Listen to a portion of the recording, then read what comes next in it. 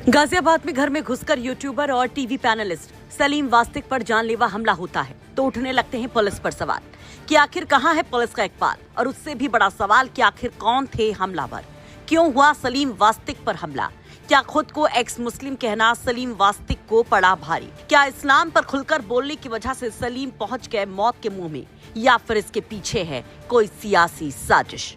इन सवालों का जवाब तलाशने पहुंचे हमारे सहयोगी हिमांशु मिश्रा। तो देखिए वहां क्या दिखा, चश्मदीद ने क्या बताया। गाजियाबाद के लोनी इलाके में सलीम वास्तिक नाम के एक शख्स पर चाकू से दो हमलावरों ने हमला किया, घायल कर दिया।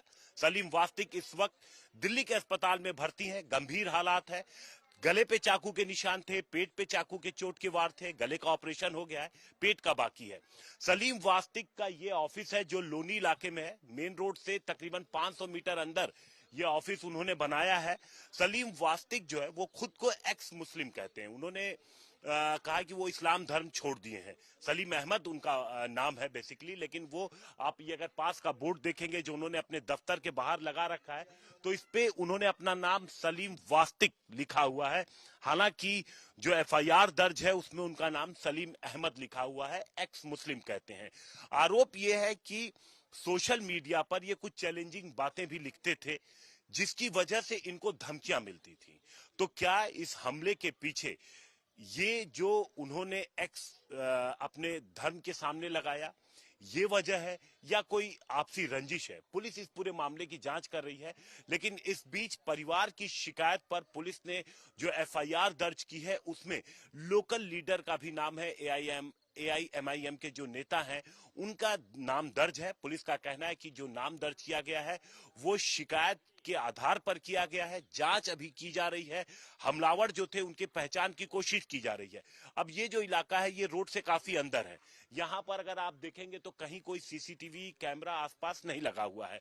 तो ऐसे में पुलिस जो रोड है वहां पर कैमरे तलाश रही है। दूसरा जो आरोपी हैं उनकी पहचान करने की कोशिश की जा रही है, क्योंकि जो बाइक का मेक है, हेलमेट लगा के आए थे।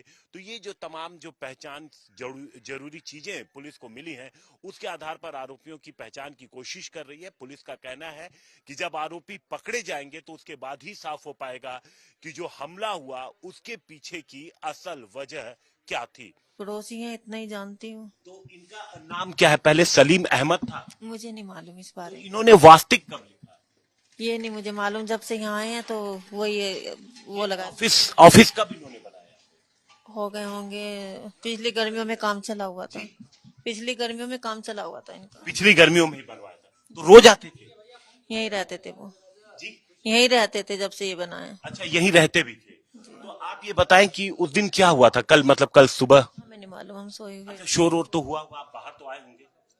बाहर का शोर जब पब्लिक इकट्ठी हो गई तब आए हैं, वरना उससे पहले शीशे का गेट है, आवाज नहीं आती है। अच्छा। जब गेट बंद होता है तो आवाज आप ही देख सकते हो, आवाज नहीं आती है। तो क्या ये अपने आप को एक्स मुस्लिम कहते थे? जी तो पता ही होगा। हाँ जी। क्या कहते थे? इतना मुझे मालूम नहीं है, लेकिन मैंने सुना इनके उसमें कि ये बोलते थे कि मैं जैसे किसी को वो आते थे इनके पास वीडियो वाले तो उनसे बोलते थे एक्स मुस्लिम हूं मैं।